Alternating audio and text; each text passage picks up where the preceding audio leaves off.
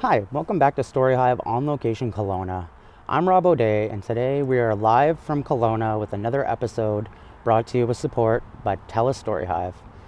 We're sitting in Kelowna with a local singer-songwriter who is creating a really unique style, as we were talking before, about a unique style of rock that I really enjoy. So That's good to hear. thank you for having me. Thank you for having me, Rob. It's a pleasure to I be like here. your between two strawberry plants Are under motif. two strawberries. So let's dive in with who you are, where you're from, and how you got into music. Oh, who I am. That's a big one, so I'll leave that one to the end. What was the second one? Where I'm from? Yes, where are you from originally? I was born in Victoria, BC, obviously, as opposed to Victoria, Australia. But I grew up in Ucluelet on the west coast of Vancouver Island and spent most of my life on the island. I've been in the Okanagan for the last 5 years or so. And then, who am I? That's a hard one. That's a tough one. Well, more than anything, I'm a singer-songwriter. I think that's the most basic definition. I do other stuff. I do multimedia stuff, and I paint and such. But I've known since I was 12 years old that I wanted to be a songwriter. And that's about 87 years ago. So how long have you been writing music? Like, how long have you been a musician for? Well, I started writing songs when I was 12, around there, and I didn't know how to play an instrument until I started playing harmonica when I was 19, and then guitar when I was about 22. So I was kind of a late bloomer all around. But yeah, that was sort of the beginning of it. Fair enough. With starting at 12, how did you just get into with singing? Like, did you initially get into music by singing or piano or? I think I was too shy to sing when I was a kid. I didn't play an instrument yet. I had this little notation that I kind of invented to remember the songs, and just kind of wrote down the melody using dots. And none of those songs have survived anyway, of course. But I recently did record and release a song a few years ago that I had written when I was, I think, 25. Oh, wow. And it never got around to recording and releasing it until a few years ago. So there's a huge gap in between. Did you find that was the content still relatable in that song? Yeah, that particular one, it was still, it was kind of an alternative folk song, I guess you would say. Yeah, I don't know. There was something about it that was still appealing to me anyway. So it was worth recording all those years later.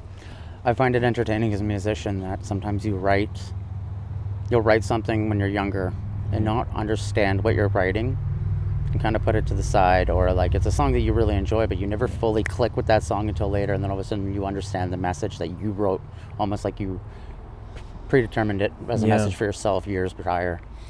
Yeah, that's a good way of looking at it. I hadn't really thought of it that way, but sort of like a time travel thing. Yeah, and I find that's why I kind of think that being a musician is.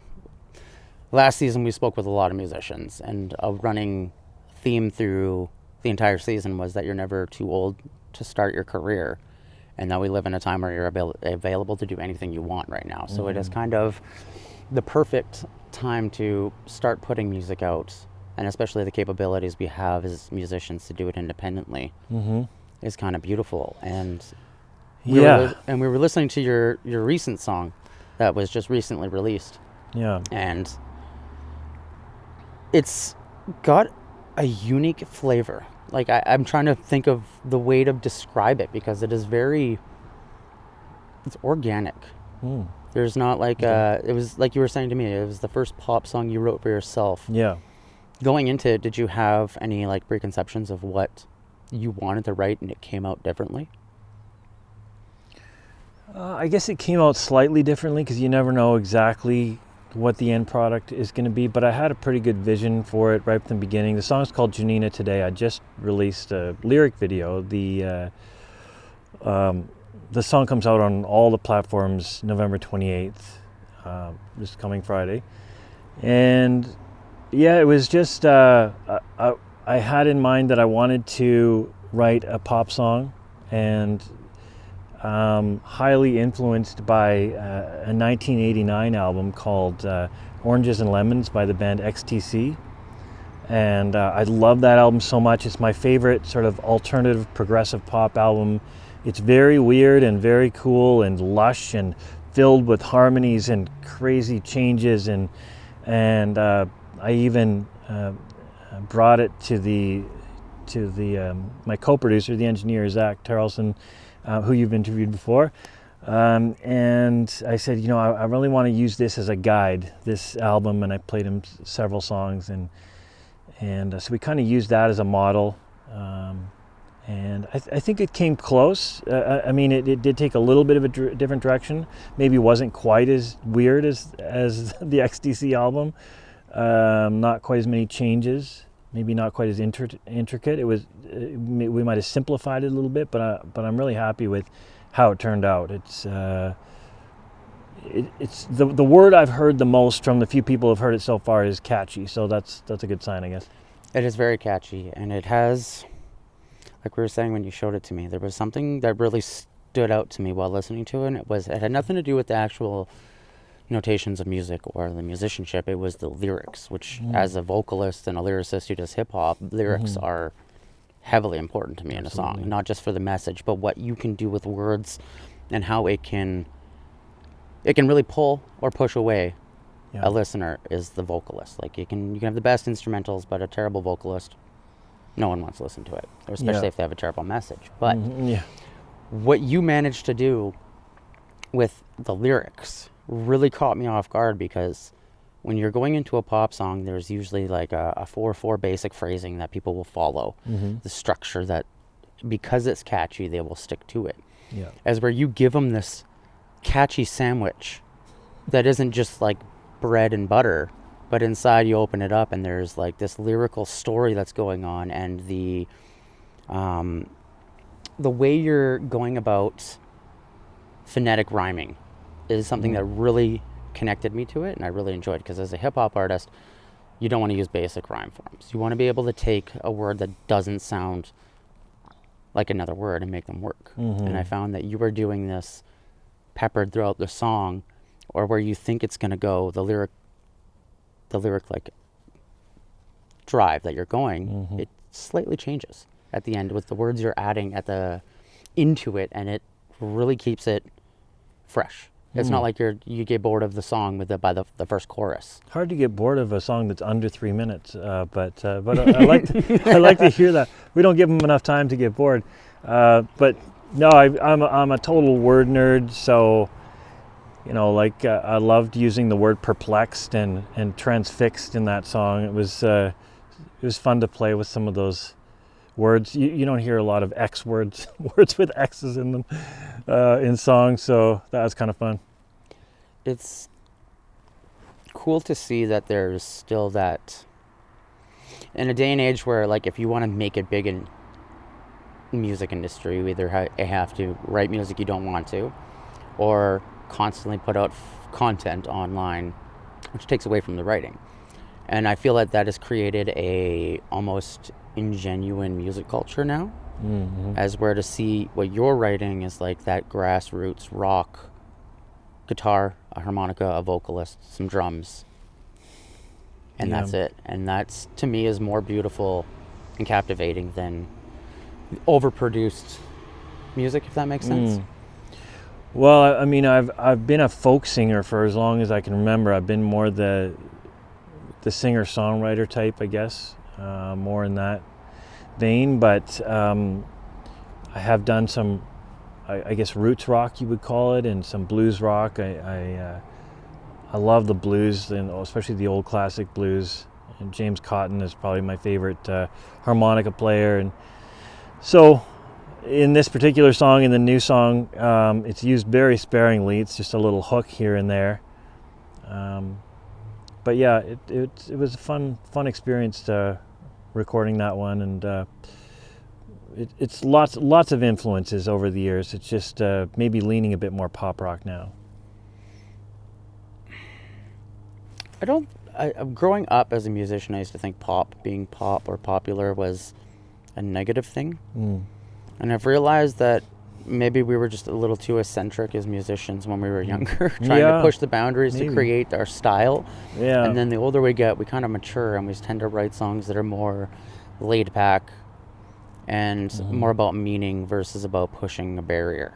Do you find you're doing that now with this going into that pop direction? Well, I think I'm trying to make it maybe a little more marketable. Maybe I have a little bit more of that on my mind. Radio friendly, they used to call it. That's not really a thing anymore because it's more Spotify friendly or whatever, whatever your favorite platform is. Musicians generally aren't crazy about Spotify because the financial return is almost non-existent. Yes, it is definitely a battle, but... Yeah, but anyway, I've forgotten the question already. So, when you go about writing a song, how do you, as a creative, because each musician has a different creative process of how they start writing. I know some people will write lyrics before and then create music to it, which I find very difficult to do. Whereas I will write the instrumentation and then write what what the song is making me feel. When you go about writing songs, what is your process? Like, where does the idea turn into concept, turn into song? Well, it usually comes from an inspiring situation or person, and I basically take a phrase will pop in my head, or I'll hear somebody say something and I'll think, oh, that's an interesting turn of phrase, and it tends to suggest its own melody, just the way words kind of do that, and the way they roll off the tongue, the melody can kind of naturally come out of that. And then I usually just build the song from there. That first line may end up becoming a refrain in the song. It may end up becoming a chorus or just the beginning of the song. But it really, every song's different, and like you say, every writer is different. But for me, it's usually a combination of inspiring situation or person combined with a phrase that kind of crystallizes that situation, and then build it from there. I like that. Being a singer-songwriter, you tend to be able to write your own songs and work by yourself. Knowing Zach and how talented Zach is, how was the process working with him on the song, having him do the drums and the bass and some electric to it? Yeah, Zach was great. I'm going to continue working with him into the new year and make a full album out of it. But he's just super receptive, great listener as a producer. And I'm the kind of person who I go into a song or an album pretty much knowing how I want it to sound at the end. So I kind of like working with a producer who is more give and take than just kind of them laying the law down. Every producer is different, and you don't want one that's not going to say anything either. So he's a nice balance that way, and the fact that he's obviously, like a lot of producers, is a multi-instrumentalist and very good at most instruments. So that helped. We kind of split the instrument duties, and I wrote the song and did the guitar and harmonica and vocals and harmonies, but he did everything out. He did the drums, the bass, the electric guitar, and the piano. So yeah, it was a pretty good even split, and I think we ended up being a pretty good team on that song, and I'm sure that'll continue. I think so. I definitely think it's hard to find someone who can see your vision, take it, and put it into audio, which is a very hard thing, because it takes a really good producer to be able to create the sound that you're hearing. And there's the way he produces music has a really unique sound to it. You can definitely tell it's Zach doing Zach's work. You know what I mean? And I love that the song does have almost that like you said, 80s folk sound almost with the recording factor, which is I really enjoyed, because it's nowadays, like, the industry standard is very blah. I find it's just super, everything sounds the same, and it's nice to hear diversity in the way that people hear and perceive music, and a producer can put it out. And I really enjoyed the way the song as a whole sounded, not just the instrumentation that I was picking out, but the way that the vocals sounded and the way they blended with the guitar. And I don't think a different producer would have been able to make it sound that, like I said, organic. Well, we spent a lot of time mixing and focusing on the details, the minutia of it. We really dug down into every detail, and even after we had our last session, I was still sending him little tiny notes about little tiny tweaks and things that you could just carve a little bit more of the low end out of this one instrument on the solo part. And if we could have that background vocal just a little bit louder, little things like that, I don't know, I might have been getting on his nerves at the end, but he's hard to rattle. So, which is another great quality of a producer. This is now the Zach Terrelson show, folks. We're basically doing an advertising for Sploosh Studios. But yeah, no, it was a great experience, and we were definitely pretty 50-50. I might have taken over a little more on the production side. You'd mentioned a folk sound to it. I think, I tried to stay away from the folk sound completely on this song, but I think there's something in my voice that sounds a little bit folk country that's hard to get away from. I guess it's not really a sense of the folk, but it's more that when you listen to early, I want to say like industrial, and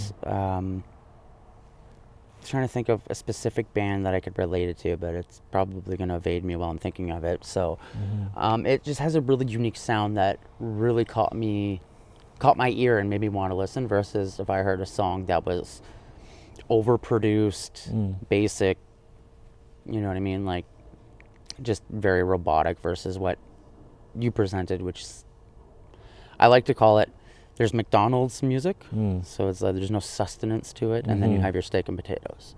Yeah, you're serving steak and potatoes, and that's how I feel, especially with the content and the way you go about writing your lyrics. And you had mentioned before we were on camera that you went to school for basically linguistics and understanding phonetic, the understanding of language, right? That was my first post-secondary schooling was linguistics, and like I said, I'm a major word nerd, and I like to pick apart words and try to find just the right word for just the right situation or song. And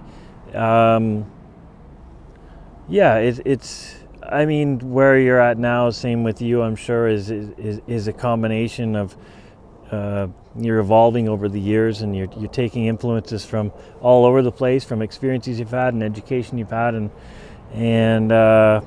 even jobs, and it all kind of goes into the pot, and you stir it up, and that's basically I mean, this particular song, the new song, Janina Today, it's called. You can watch the YouTube video anytime, or it's a lyric video. Yeah. Check it out, and it was just a little bit of a different vibe, and a specific goal and a specific influence in mind. Like I said, the XTC album being an influence for sure, and just trying to give it a little bit more of a beat, because I've like I said, I've done a lot of folk songs over the years, and I haven't had a lot of complaints over the years, but the complaint that comes up occasionally from listeners who like more heavy stuff is I'd like to be able to dance to it a bit more. I like to have a bit more of a beat. And so I thought, okay, well, on this song and this album that we're working on, I'll make drums a little bit more of a priority, and tempo a little bit more of a priority, and then see what comes of it. It is a hard thing as a musician to try and please everyone. That's true, and I wouldn't want to do that. No, especially when you're writing. Usually, most musicians will write music for themselves. That is why they do it. It's a creative outlet for them, for struggle, pain, depression, things like that. And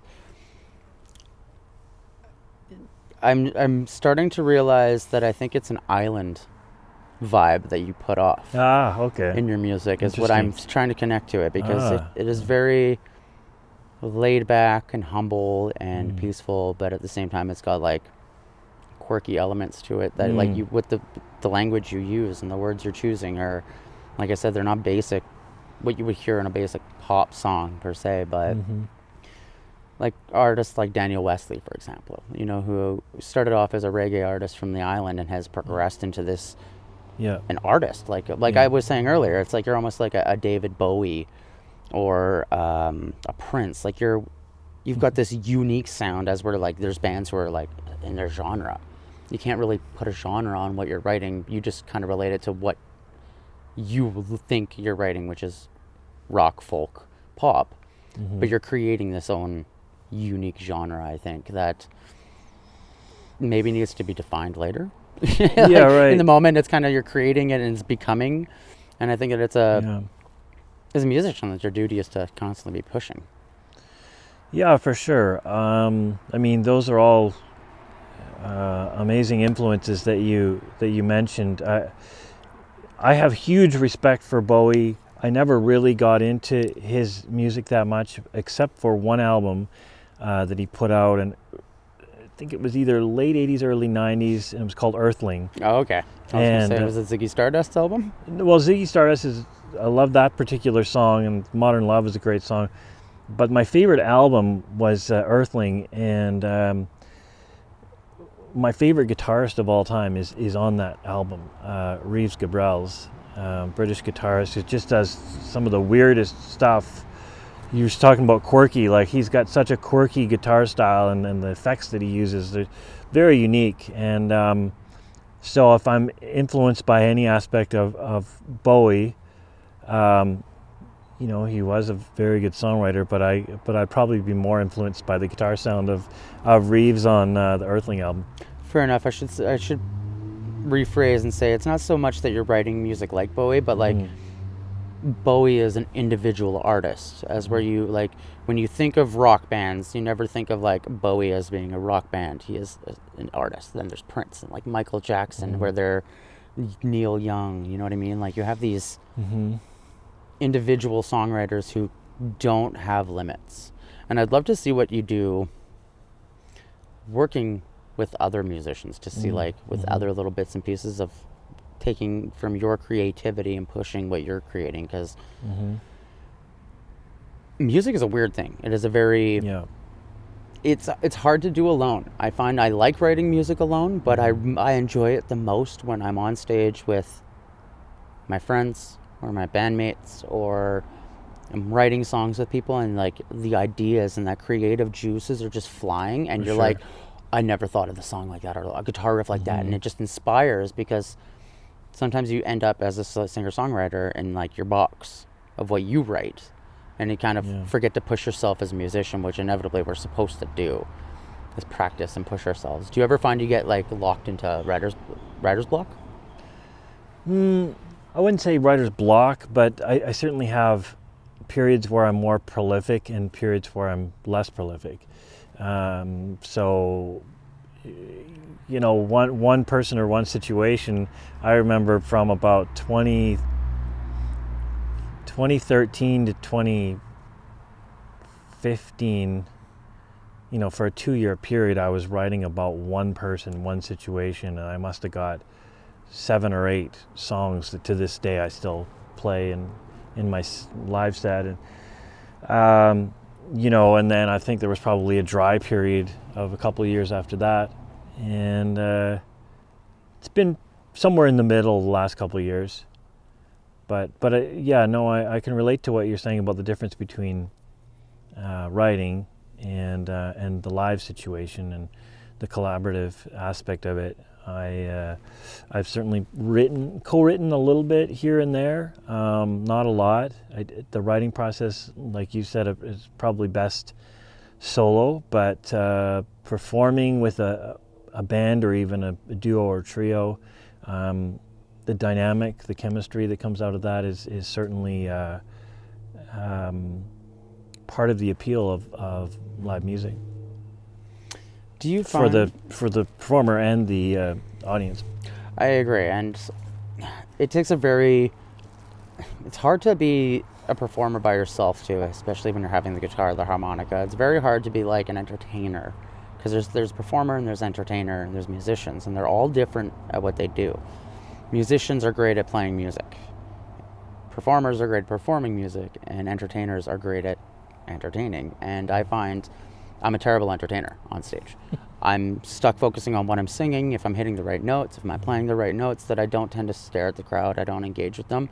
Just something I've consciously thought more of doing in the past 2 years of performing is engaging with the crowd more, because at the end of the day, if you're a performer like I am, you're performing for other people, right? And you may write the music for yourself, but you want other people to relate to it. And I think that it's a weird thing being a musician, because we write these songs that are like so personal, right? Like it's almost like a journal, like exposing your journal to the world every time you release a new song. True, yeah. And It's a very vulnerable thing to do. It is, and especially when depends on what kind of topics you're talking about, because like I was just mentioning earlier, like as an inspirational hip hop artist, I like to use my worst times in my life as to write about, to create something that's like, hey, this is going to help someone move further through their hard times. But like currently I don't have any hard times, so I'm not writing music because like I don't have any struggles. I'm like, oh, life's peachy. I don't really need to write about life being rough, right? So that's very true. It's a good point, and quite often that's the case for me. Like if you're happy in a relationship, relationships aren't the only thing you can write music about, but for example, if you're happy in a relationship, there isn't a lot that inspires you to create art generally, which is weird, but it's true. And then if you have a really painful ending to a relationship, that's a really hard period as well to create art. It's usually, for me at least, in reflection well after the fact of something great or something painful, that in that reflection comes the art out of that. So I often will write simply about something that inspires me, that I might meet somebody once and be able to write a song, or have one thing happen that seems simple to other people, that I can find something in there that is maybe symbolic of something bigger, but it doesn't need to be about something that it's life-changing or life-destroying. I kind of envy that freedom of being able to create whatever you want, and that's where I have a difficult time being a metal musician, because they're stuck into that box of what the sound you've been defined as, especially for like if you're 7 years in, right? You it's hard to change who you are, but we're constantly evolving, and sound will always evolve. But I feel like we're finally at a point where what we're writing is like what I'm happy with, and it's not just like giving the people what they want. It's like, this is this is unique, this is something that has not been done, and that's what I'm comfortable and really love about it, versus like before I felt like we were forcing to put music out constantly. And I envy that ability to just write about what you want, versus like having to stick to certain themes, because that's very difficult at the end of the day, because you can only run on a theme for so long, right? And most metal is like heavy, hard stuff, so you start to like bring in that personal experience. I find you were talking about your hip hop as well, and how it was a variation on a theme, that it wasn't the typical hip hop approach. You said that it was something about inspirational. I find there's like different regions of hip hop, and inspirational hip hop is what I gravitate towards. Yeah, so I think there can be a variation to the theme of metal, of folk, of rock, of hip hop, or whatever it is. By the way, my metal album comes out November of 2029. No, I'm just kidding. That'd be so fun. I'm down to play drums. Yeah, there you go. I would love to do, honestly, I'm inspired by so many different genres. I would say modern pop is sort of the least of those. There's the odd gem here and there, but I find that a lot of the modern pop, it's not really my thing, but I'm inspired by, I would love to do a full blues album, whether it's covers or originals or a combination. I would love to do a full-on country album. I would love to do a full-on, rock or hard rock album. I don't know if I have the voice for metal. I could probably maybe irk something out. Is it irk or eek? Irk. What's the word there? Anyway. Blah. And I've certainly done lots of folk albums, so I've kind of covered that. Right now we're working on kind of an alternative pop album, or alternative pop rock, I guess. So yeah, I'm inspired by all kinds of music, and I don't know. Yeah, songwriting is a weird thing. Like you said, music is a weird thing. Well, that's true, and everything under that umbrella of music, including songwriting and the inspiration for it, is enigmatic and unpredictable. The writing process is always my favorite. The recording process is always the work. That's how I look at it. I always end up either stopping halfway through a recording process because I'm like, I got that out, that expression is done, I feel better. This doesn't need to be given to the world yet. Yeah. Or it's because it's that cathartic feeling of release that I really enjoy of the writing. Yeah. Especially this last, I released a hip hop album in May for the first one in 11 years. And Nice. It did quite well, and I ended up performing more doing hip hop this year than I did with my band. Just I did maybe a couple 10 performances with the band or so, if that. And then this year I had 15 hip hop performances in a span of 6 months. Wow. And I was like, okay, well, I guess I'm back at it full bore. On a roll. In that experience, realizing which songs connect with the crowd are the ones that I didn't think going into it people would relate to. Interesting. So I have a song called Anxiety that really it's a deep song, and it's about obviously anxiety and overcoming it, but performing it's the one that the crowd is singing back with you, and I'm like, that feeling of people who love your music enough to sing it back with you is there's no greater drug. Yeah, it's so true. It's not something that I ever expect or would ever feel dependent on, but the occasion that it happens, and over the years I've had people come up to me after a show and say, that song made me cry, or there's all sorts of different feedback that you get, but usually it's because they relate to it somehow, and I think that's the hardest part, and probably the most important part is walking that line between how can it be a relatable message and a universal message, yet still unique language, right? Because you were talking about language earlier, and how important the lyrics are to be a good lyricist and not cliche, and but walking that line between delivering a universal, relatable message, and still, well, you know what I'm saying. This is what I'm finding where this is our 6th episode this season. And over this season, I find there's always a theme through the season of what is currently happening within the arts culture. It doesn't matter what discipline you're in, because I speak with a lot of different creative people, but this year seems to be a different theme, that it's there's no limit to what you can do, as last year was there's no age limit and you're able to do whatever you want, as where this year it's kind of just popping up in different ways where it's what you're creating creatively is not based on what's popular, I guess, and what you feel genuine, and that emotional value is so much more valuable. That emotional connection between you and a person is more valuable than making $1 million. Absolutely. And that's one thing I've really resonated with, especially with music that I'm finding now.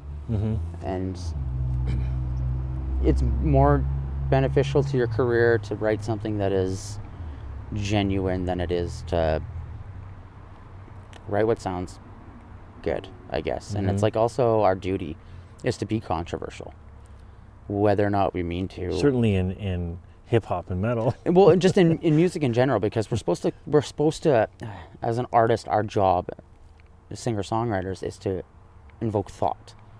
Yeah, I think invoking thought, I would make a distinction between invoking thought and controversial. To me, there's a lot of room in between those two things. But I see what you're saying. Challenging. Yeah, maybe Yeah. not so much like controversial, like Yeah. where you're creating negative, like hate speech music, No. but like more or less like you're creating questions Yeah. for people to think about, and then when they're listening to the song, they're like, oh, I never thought of it that way, and like, Yeah. oh, it's a beautiful perspective. Like, Yeah. it's where I'm excited to sit down and like speak with you, because like I've spoken with a ton of musicians who are metal musicians or punk musicians, and singers who are like work in studio for backing vocals for big artists. And Yeah. you mentioned like you haven't done a country album, but have you ever done a country song? Because that's one genre, like where you were saying pop is like the lowest of the Modern pop. modern pop. Sorry, modern pop is what Yeah. is the lowest of the factor. For me, it's always been country, and I've never had that, found that connection to it yet. Well, mostly I've been a folk singer over the years. There's the odd song that people would consider more country. So I did release an EP. It's on my website. My website is JamesyTheTrue.com, by the way. Shameless plug there. But there's 3 albums on there at the moment, and we're going to be putting the new single up there any day now. But there's one album called Grace. It's an EP called Grace, and that's got 5 country-leaning songs on it. And so I have written country, and I'm hugely influenced by traditional country, outlaw country, Willie Nelson. You were talking about producers earlier, and we were talking about Zach, and my favorite producer of all time is Daniel Lamois, and he does some amazing stuff with a lot of roots artists, and he produced my favorite Willie Nelson album called Teatro, which Spanish for theater, came out in I think it was early 90s, and I love that album so much. Emmylou Harris does the harmonies all the way through it. There's Latin percussion all the way through it. It's like up-tempo but melancholy, great harmonies, very ethereal production. Like Daniel Lamois does this sort of spacey kind of ethereal, cosmic kind of production, and he combines that with roots music, which to me is a great combination. But yeah, and I've liked a lot of country that I listened to growing up. My mom would play country music, when I was growing up, and then when I was probably about 17, this song came out by a band that I hadn't heard of yet at that point, Canadian band called Blue Rodeo, and they had this song called Try, and I was like, wow, what is this song? And again, it had that sort of ethereal soulfulness to it, and it was just like, this is sort of country, but it's also kind of alternative, experimental a little bit. It's got a real, like, it's moody vibe to it, and a lot of Blue Rodeo stuff is like that, and that got me hooked. I'd already been writing songs, in my unorthodox way since I was 12, but when I was 17 and I heard that song Try by Blue Rodeo, I was like, damn, this is what I want to do. Like, I just want to write songs. I don't care what profile of, I ever get to, but I just want to write great songs and record songs, and that song probably above all inspired me, at least at the beginning. And then I even ended up working with a couple of members of that band on a song recording or two, and mini tours and stuff like that. So it's amazing, especially in the Canadian music scene, where the degrees of separation are so few and far, and the network is more close than you might think. So independent artists can hobnob pretty easily with higher profile artists in Canada. I think much easier than even if you're in Nashville and you're in that little town. It's probably easier for somebody, indie artist in BC to work with a higher profile artist all the way on the East Coast than it is for somebody who lives down the block from somebody else in Nashville. Yeah, it's Canada's music scene, and being a part of it since, realistically since I was 11, but as a promoter since 2010, realistically, just after graduation. I've been putting on shows and festivals, and the Canadian music scene is so tight knit. It doesn't matter what genre you are. It is very linked, and if you do something wrong within that scene, it spreads like wildfire. Unfortunately, and there's a lot of artists that have come and gone because of just dumb things they've said, or especially nowadays, right? But that, like you're saying, like it's easy to mingle with bigger artists.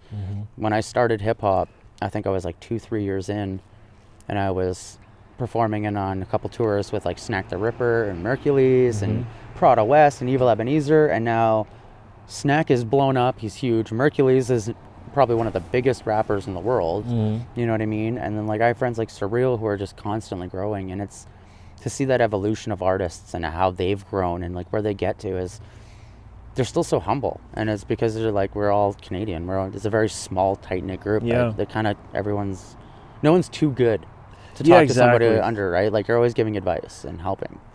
Absolutely, yeah. There is a kind of humility to being Canadian. It seems that we're, you know, for the most part, we're pretty down to earth people, and I think musicians, by their very nature, are usually pretty down to earth, despite the stereotype that, you know, anybody who does art must be full of themselves. I haven't found that at all. I've found that that's the exception. I think it's complete opposite. I think we're all like very insecure and we have full of self-doubt, and that's why. Well, it's how you process that insecurity and self-doubt too. You can process that into humility, or you can process that into putting up an arrogant front. It depends on how you process it. But yeah, I think for the most part, musicians and artists, they're definitely a little quirky and a little weird and eccentric, but I've found 95% of them to be very down to earth and like you say, helpful. Yeah. In your experience and years of being a musician and working with many different people, what has been your favorite experience or most like valuable moment you've ever had? Man, there's been a lot valuable. It's all valuable, and I don't even know where to start. Honestly, it's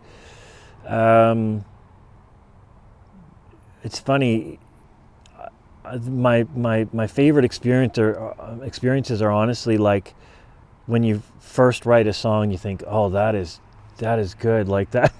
I know that sounds a little high on myself, but it's not. It's not. I don't mean good and that I'm so good. I just mean like there's something special that happens when you write a song that just works and it clicks. And honestly, as an artist, I feel like I'm just the vehicle anyway.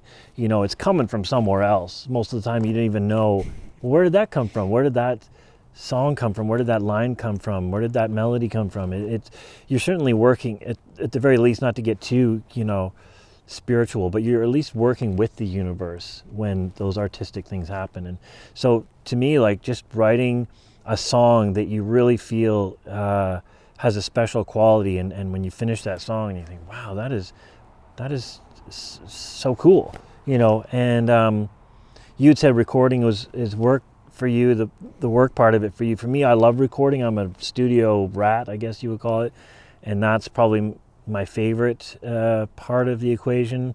So there's been lots of moments there that you know, you've have a vision for the song, and then at the end of the song you've captured that vision, and it's so rewarding, and so I'm so grateful for being able to do that so many times with writing and recording, and so those are the moments. Maybe not, that's not a sexy answer, but those are the moments that stick with me.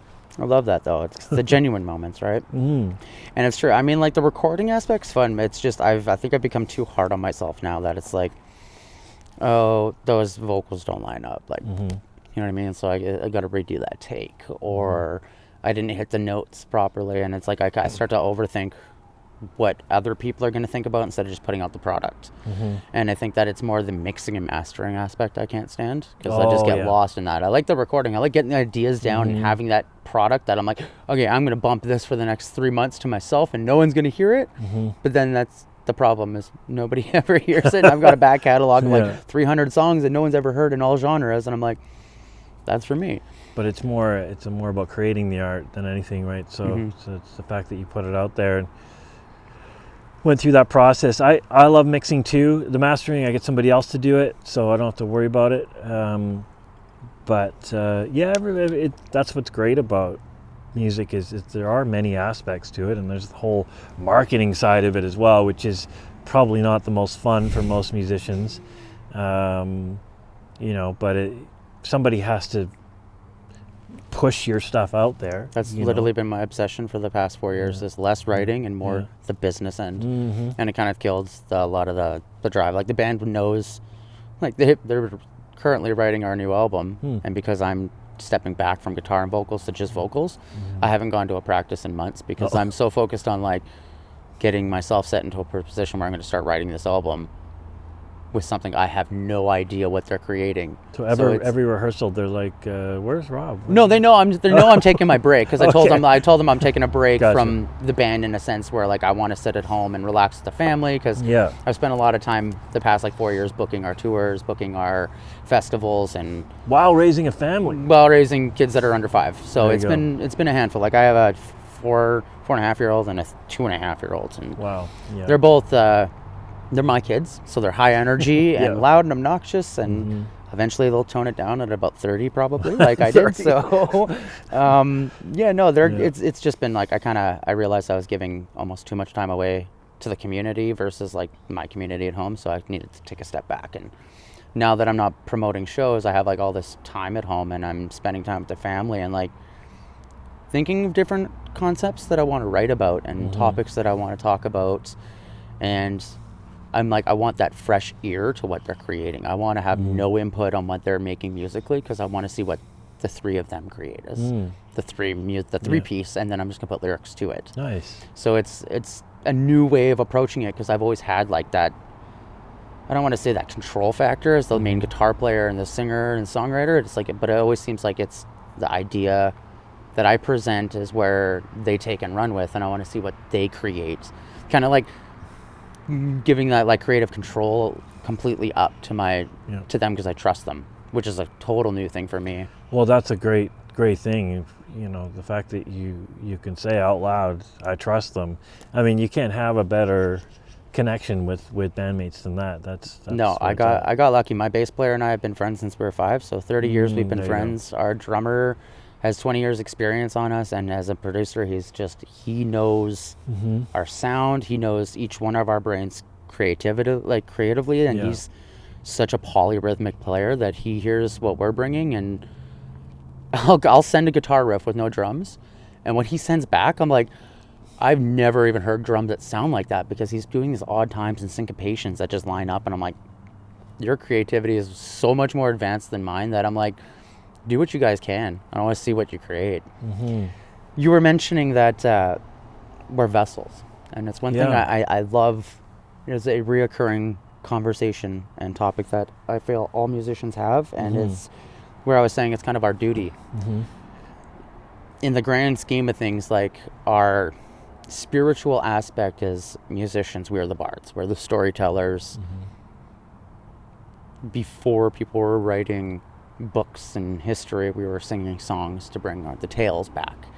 And I feel like that is our job still today. It's just changed in the sense of now we don't have to like keep history, we're just informing of current events. And I feel that when we're being given these messages from our little antennas that receive it from the universe, whoever Aliens, it is, in my case. like whatever it is, when it comes through and hits the paper or when your phone, whatever you're writing is, the chords coming out, and you're like, you have no control over it.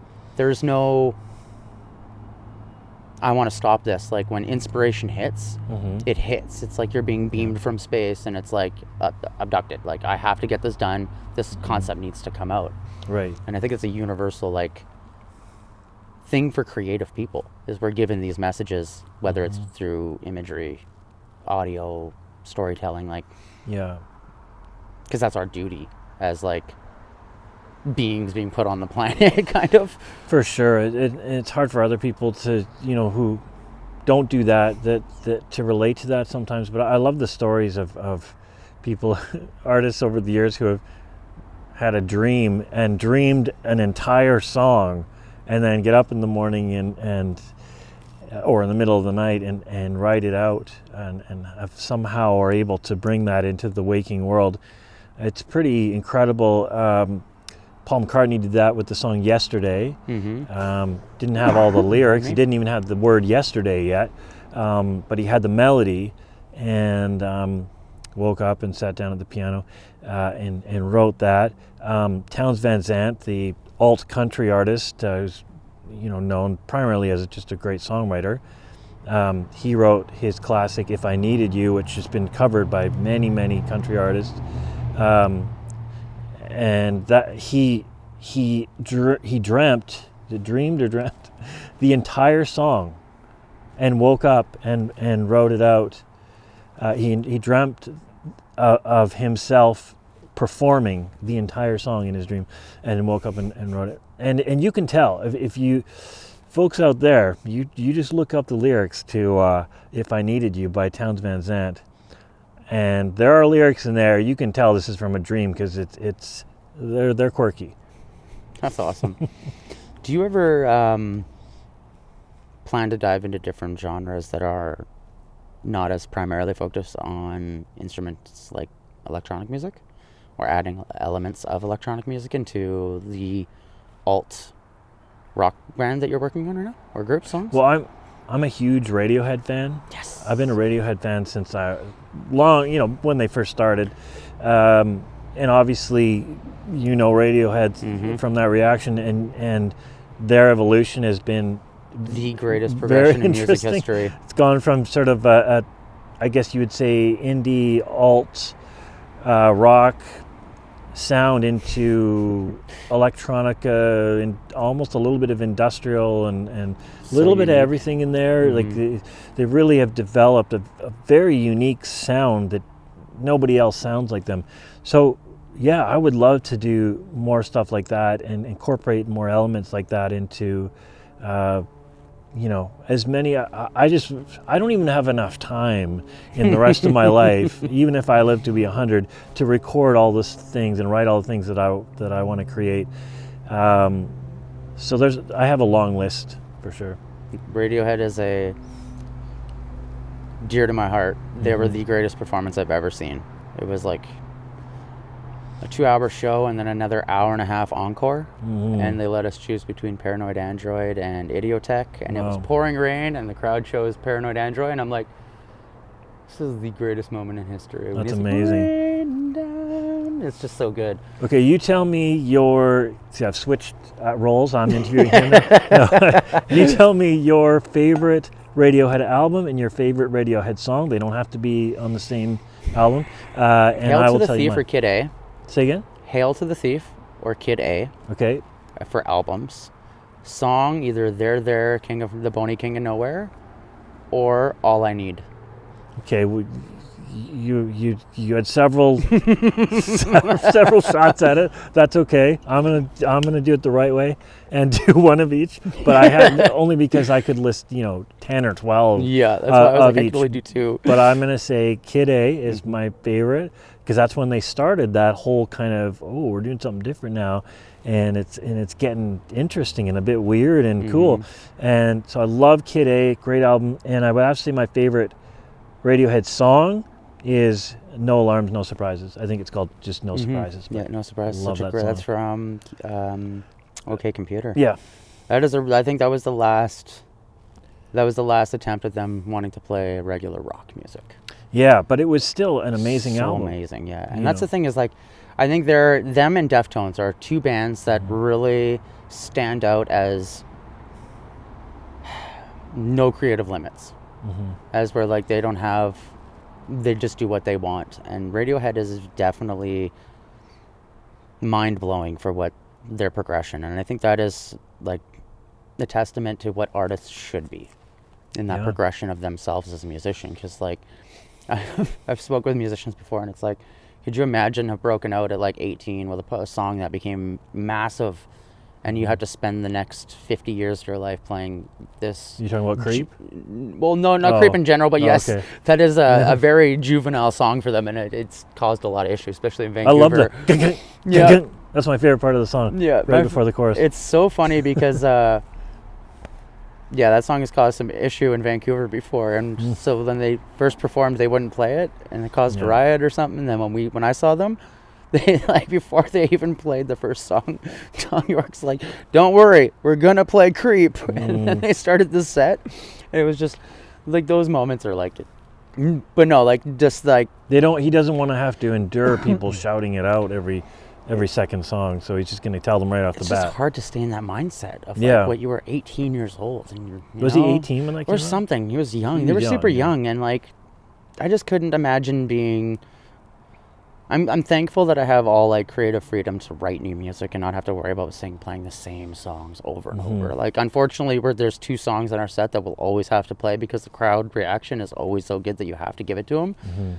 But luckily, I love those 2 songs enough that I'm like, okay, I'm not gonna hate the next 10 years playing those songs live, right? But I couldn't imagine breaking out at like these, like for example, like Sum 41. Who broke out with like really juvenile punk rock, and then as they've evolved as musicians and human beings, having to like redefine themselves with their music, but can't because they're stuck in that genre, or like that's what the record label wants, and they don't have that freedom to like branch out. As where Radiohead's the only band that's ever, besides 30 Seconds to Mars, that's ever gotten out of their major contract deal without owing anything, and that is mind blowing to me. That's a whole other battle for major bands, right? And I think that's where we have the benefit, and that's also like another point is there's 2 different music industries. We like to think that there's one, but there's the mainstream music industry, which is what people see, and there's the actual music industry, which is like where the real artists live and the ones that get paid. 99.9% of musicians are independent, essentially. Yes. Especially now because we're down to like 3 major music companies in the world, which is basically in North America, and there aren't as many boutique small labels anymore. There are a few, but you may as well be representing yourself independently. It's not much different than being with a small label. You get a little extra push from a small label, but we're definitely in the DIY era and have been for a while now. But I know what you're saying. It's sort of the blue collar musicians make up most of. It's a good way to look at it. Yeah, most of the industry. And I think that the dream, like we grew up thinking you had to get signed to a label, like a record label, to be successful as a musician. Been signed to 3 record labels. Not one of them did anything. Other than one did print an album for us, so I have like the album for like in my office, but like we just pressed our other one independently. And like we have the rights to that because I can't go get the glass copies to print more of the other one because the record label has it and the record label shut down. So who has the rights to our music there, right? So the labels are kind of a detriment to your career if you actually want to have a career. Well, it's not easy for them either. You don't have to look at it that way. They have to survive financially, and if they're spending lots of money on recording you, and then you don't have the sales to, I'm not saying you, I mean most musicians, let's face it, aren't going to recover the cost of recording. Recording is very expensive, folks. Yes. And it's great if you can find an affordable studio that does quality work. So it's awesome that those people are out there, that those producers are out there, and it comes full circle back to Zach Turleson, and because we plugged him only about 85 times now, but there are producers and engineers out there that can do a pretty good job, and you can kind of promote yourself independently these days through social media and through organic promotion, which I think is overlooked these days. People think, well, if I put it on Facebook, it's gonna get 100,000 views, and then I'm gonna be famous. It's not how it works. That doesn't. You have to exhaust all possible avenues to even have a chance to be seen and be anything close to highly visible, and that includes stuff like this, that you're doing, and local newspapers and national magazines and publications. There's still paper magazines. Can you believe that? And in addition to all the online stuff, and I've studied that topic a lot too, and learned as much as I could about marketing. And the best thing you can do is get out there and connect to your audience and do shows. And I'll get there soon. I've been on a bit of a hiatus, but I hope to get back to. I'm talking to some musicians now about putting together a group. I haven't been in Kelowna very long, so I'm just kind of getting that started, and then we'll get out there and connect with the people. That's awesome. You had brought up a point about. How much have we raised on the telethon so far, by the way? Are we up to $100 yet? Up to $100. You were mentioning, I'm just trying to, there's a lot of really good points right there. I'm just trying to absorb it all. It'll probably come back to me. Yeah. I'll move forward. If you had any advice to give an aspiring musician to start their career now in 2025, moving into 2026 in the next couple months, what would your key suggestion for them be? That's a pretty big topic. Do you mean artistically or business-wise? Let's go with both, or just how to, if they're a bedroom singer-songwriter and they want to either A, record the first song, or B, go into performing. A lot of the time that is the biggest step for people, is how do I get there? And it's also the biggest deterrent. I would say number one piece of advice I would give them is don't rush, especially if you're young. If you're 20, you got lots of time. Get a good live set together and rehearse the heck out of it. And whether that's solo or with a duo, trio, band, and don't just rush onto the stage, as soon as you can play 3 chords. I would say get a good show together so that when people see you, they come away going, yeah, I'm a new fan of that artist. Not just, no, that was okay. If you're young and you've got time to practice, make your show as great as possible, make your recordings as great as possible before you release them, and just try to put out a top-notch product, whether that's live or on record, and then just build it from there, and connect with people at your shows, and try to build those organic personal relationships with people and with the industry people as well. It's a good topic. A lot of the time I ask that question it's my closing question always, because we've all had different experiences on how we started, where we got, struggles we've had across the board. And I think that the more little bits of knowledge that we can give the next generation to inspire them to potentially be the next Da Vinci, the next Bowie, the next Beatles, that's our job as musicians, is to inspire. So I think absolutely a lot of the time, for us, we didn't know, we just made the mistakes.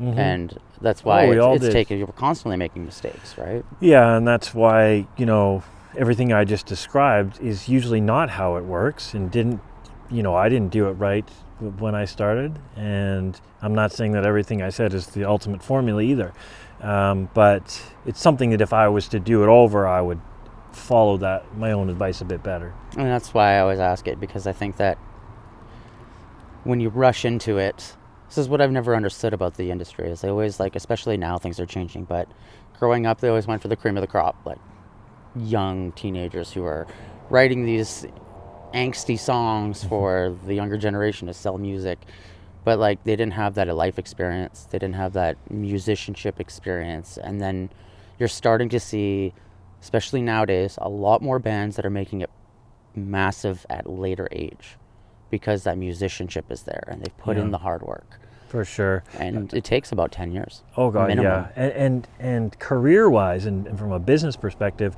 they call it a 20-year plan. You really got to sort of map it out and expect that it's going to take that long to have any real level of success. I wanted to mention one thing about the idea of, getting better as we as we, practice our craft.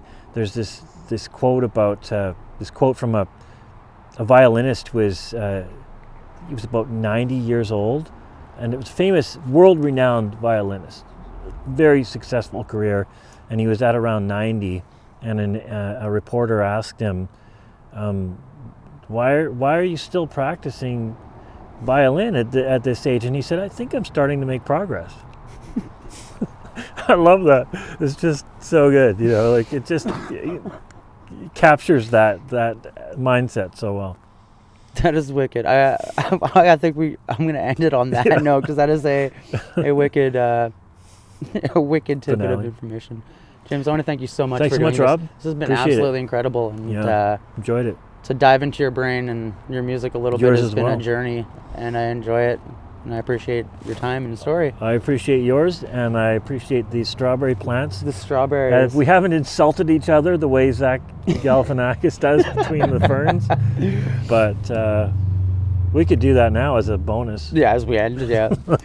And I want to thank you guys once again for coming by. If you'd like to be a guest on the show, there will be a QR code at the bottom of the screen that you can scan. It'll lead you to a form, and you can fill that out, and we will try to get you onto the show.